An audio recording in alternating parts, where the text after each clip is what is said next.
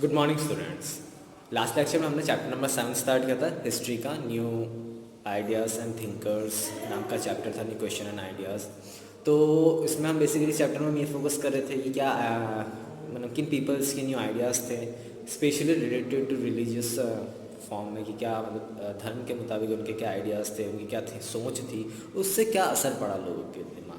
जिसमें हमने सिद्धार्थ गौतम के लाइफ के बारे में हमने जाना था और कैसे उनको इनलाइटमेंट मिला, मतलब कैसे वो उनको दिव्यता मिली, एक भगवान के रूप में पूजे गए। उन सारी चीज़ों के बारे में पढ़ा कि कहाँ उनको वो दिव्यता प्राप्त हुई। और इसके अलावा हम ने ये जाना कि जो फाउंडर थे बुद्ध धर्म के, उनके बारे में जाना। आज हम उपनिषद्स के बारे में जानेंगे। उपनिषद्स जो हैं वो आफ्टर द वैदिक पीरियड जो थे, अगर हम हिस्ट्री में हम जैसे हम पढ़ते हैं तो उसमें वैदिक पीरियड आता है। ओके, उस वैदिक पीरियड में मतलब वो वाला काल जब मीन्स लाइक जब वेद्स के बारे में पीपल्स को नॉलेज हुआ था, रामायण एंड महाभारत जो काल है उसको वैदिक पीरियड बोलते हैं। उस दौरान उसके बाद जो उसके बाद जस्ट आफ्टर द वैदिक पीरियड उपनिषद तब लिखे गए थे। उपनिषद का संस्कृत मीनिंग, जो उपनिषद जो लिखे गए वो संस्कृत भाषा में लिखे गए, और उसका मीनिंग ये होता है कि जब कोई पर्सन मतलब लाइक जब एक स्टूडेंट अपने टीचर के पास बैठता है और उससे वो जो टीचर उससे बात करता है उसको लाइफ के बारे में नॉलेज देता है, तो उसका मतलब होता है उपनिषद। मतलब संस्कृत में उपनिषद का मतलब होता है कि जो स्टूडेंट है वो टीचर के पास बैठा है और उसकी वाणी को वो सुनता आ रहा है। ओके, इसके बारे में उपनिषद जो थे वो यही समझाने की कोशिश करते हैं कि कुछ भी परमानेंट नहीं है लाइफ में। आज आपके पास धन है, दौलत है, और भी अदर रिसोर्सेस है, आपके रिलेशंस हैं, आपके घर परिवार में सब कुछ ही परमानेंट नहीं है। एक ना एक दिन वो सब खत्म हो जाएंगे। ओके, इसके साथ साथ उन्होंने और भी एस्पेक्ट दिखाए लाइफ के, कि आफ्टर लाइफ मतलब जैसे ही लाइफ ख़त्म होती है, डेथ के बाद भी एक और लाइफ है, त्याग बलिदान का क्या महत्व होता है, ये सारी चीज़ें उन्होंने लोगों को समझाने की कोशिश करी।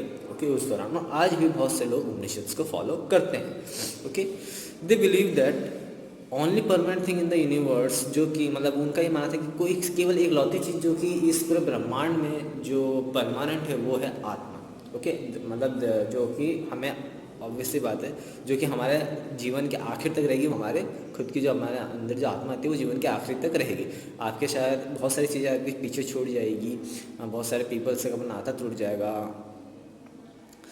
हो सकता है पैसा हो नहीं हो, पर लेकिन एक चीज़ जो आपके साथ परमानेंटली रहेगी वो रहेगी आत्मा। ओके, इसके अलावा और एक जो उन्होंने एक और चीज़ जो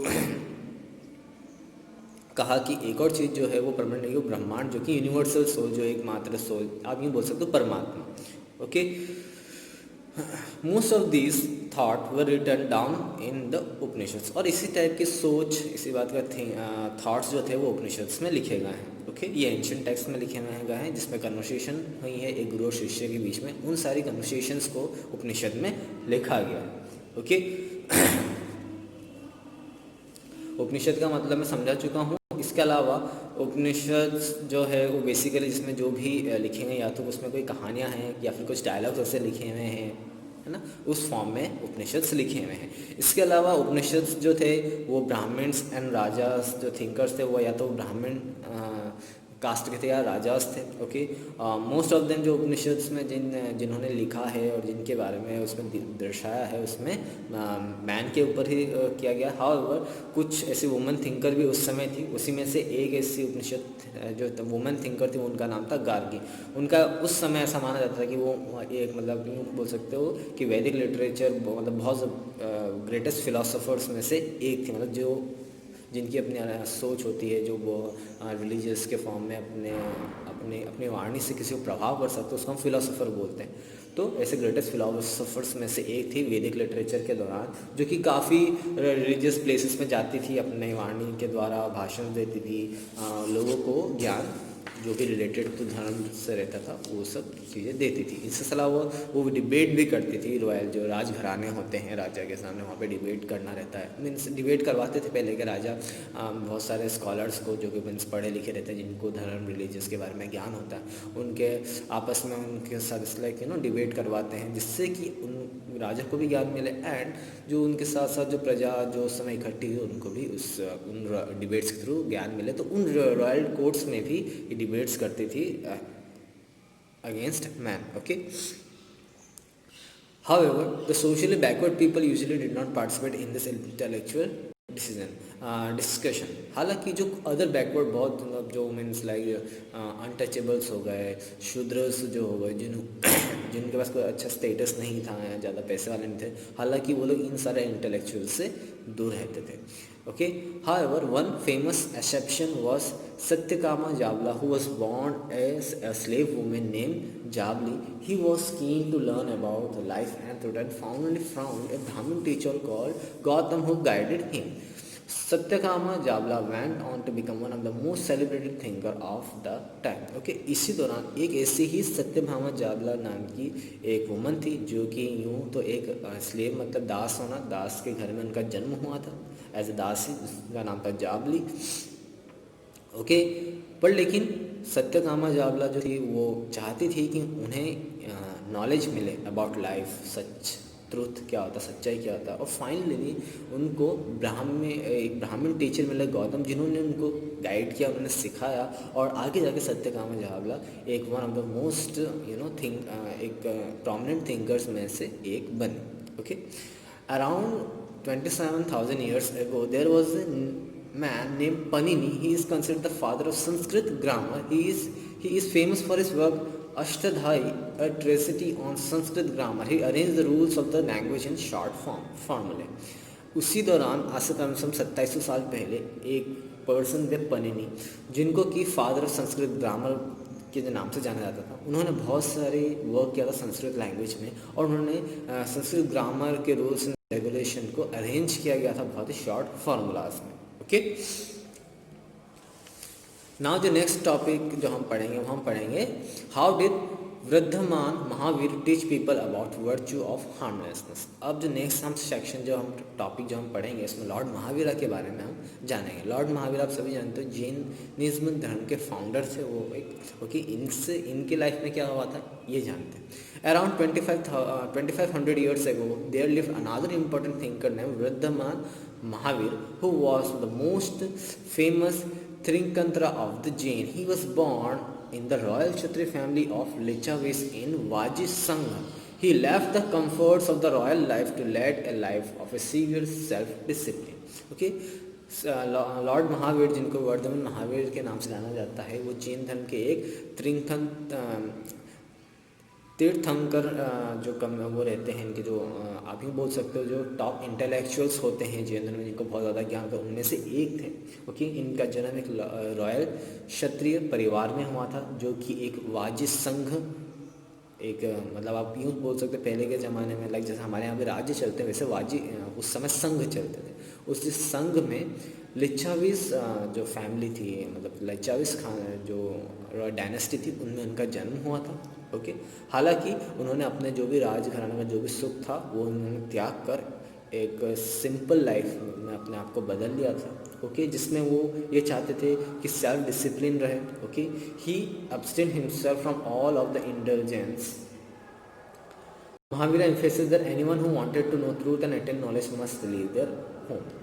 लॉर्ड महावीर के हिसाब से उनकी ये थिंकिंग थी कि अगर किसी पर्सन को लाइफ के बारे में जानना है, नॉलेज अगर उसको चाहिए रहती है तो उसको अपना घर छोड़ना पड़ेगा. दिस शुड स्ट्रिक्टली फॉलो अहिंसा और नॉन वायलेंस. और उनका सिद्धांत ये था कि हमें हर पर्सन को अहिंसा फॉलो करना चाहिए, जिसका मतलब है नॉन वायलेंस, किसी से लड़ाई झगड़ा नहीं, किसी से हाथापाई नहीं. Okay.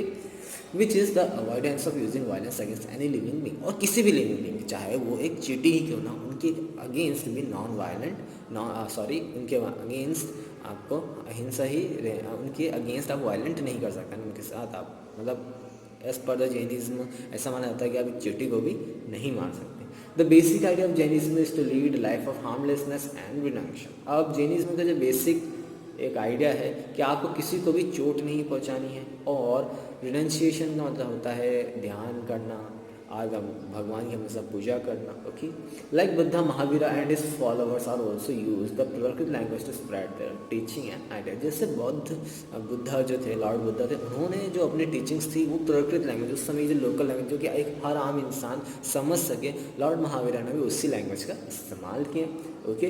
The teachings of Mahavira were conveyed and spread orally for many centuries. और जो टीचिंग जो लॉर्ड महावीरा ने दी थी सालों साल, सेंचुरीज तक ऑरली ही उसको स्प्रेड हुई. Okay.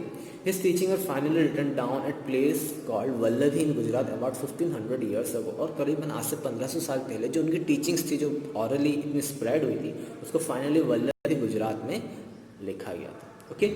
Jains had to lead a very simple life yet difficult. हालांकि जैन जो धर्म है उनके अगर जो वास्तविक जो उनका दिनचर्या होता है, उनके लाइफस्टाइल जो होती है वो ज़्यादा सिंपल होती है बट उतनी ज़्यादा कठिन भी होती है. उनको सच्चे रहना पड़ता है. They had to be honest. Okay. And had to be depend on begging for food and refrain from stealing. Okay. जो एक्चुअल जैन धर्म अपनाते हैं या जो लाइक जो जैन में बहुत ज़्यादा डिवोटेड होते हैं, मीन्स अपने घर परिवार को छोड़ देते हैं, तो वो अपना जो खाने के लिए जो भी उनको खाने के लिए उनको भीख तक मांगनी पड़ती है. ओके. उनको जगह जगह जाके फूड को बैक करना पड़ता है. Okay. They were asked to observe celibacy though the rules were difficult to follow. Many peoples believed in them and thousand left their life and comfort to practise this new self discipline way of living. हालांकि जो इनकी practice थी means Jain धर्म के जो उस समय जो नियम थे, नियम कायदे कानून बहुत ज़्यादा डिफ़िकल्ट हैं. बहुत से लोगों ने कोशिश करी, उन्होंने अपने घर बार सब कुछ छोड़ दिए और जैन धर्म को अपनाना स्टार्ट किया और एक जो न्यू डिसिप्लिन है या फिर नए तरीके से जीवन जीने का उन्होंने पीपल्स ने सोचा. There were people who could not strictly follow the principle of non-violence due to their occupational requirements and therefore found it difficult to follow Jainism. अब कुछ पीपल चाह रहे थे कि लाइक हम जैन धर्म को अपनाएं, बट लेकिन कुछ लोगों की ऑक्यूपेशन ऐसी होती थी लाइक जैसे लाइक एक फार्मर. ओके. एक फार्मर जैन धर्म अपना नहीं सकता बिकॉज जैन धर्म में इनफैक्ट एक इंसेक्ट, इनफैक्ट एक चींटी को मारना हार्मफुल होता है. तो वहाँ पे ज़मीन पे हल वल सब चलती है तो इंसेक्ट्स मर जाते. तो ऐसे बहुत सारे पीपल्स चाहते थे बट लेकिन due to the strict rules वो उसे फॉलो नहीं कर पाते. ओके. सो बेसिकली ये जो लाइफ थी, जो ट्रेडर्स होते थे, जो व्यापारी होते थे, वो सबसे ज़्यादा इस जैन धर्म को उन्होंने अपनाया और उस उनके नियम को उन्होंने फॉलो भी किया. Mahavir teachings are difficult to follow even today. और आज की अगर मॉडर्न डे में बात करें तो आज भी महावीर की टीचिंग्स से फॉलो करना बहुत ज़्यादा मुश्किल होता है. However there are still relevant given the present state of our society where the establishment of peace is necessary condition for the sustainability and development of humanity. हालांकि आज भी बहुत से लोग जैन धर्म को अपनाते हैं बट लेकिन I think most of the historians यही मानते हैं कि कहीं ना कहीं जो लाइफ में स्टेबिलिटी जो लाते हैं कहीं ना कहीं जैन धर्म की वजह से भी होता है कि बहुत से पीपल जो होते हैं नॉन वायलेंस को अपनाते हैं, कुछ लोग फॉलो भी करते हैं. सो कहीं ना कहीं जो बैलेंस होता है उसको मेंटेन कर रहा है और इससे कहीं ना कहीं पीस भी आती है, मतलब कि शांति भी रहती है. ओके. आपस में अमंग द पीपल. ओके.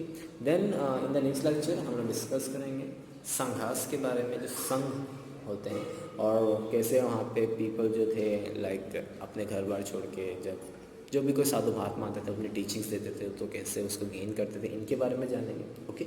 आज के लिए इतना ही. Thank you.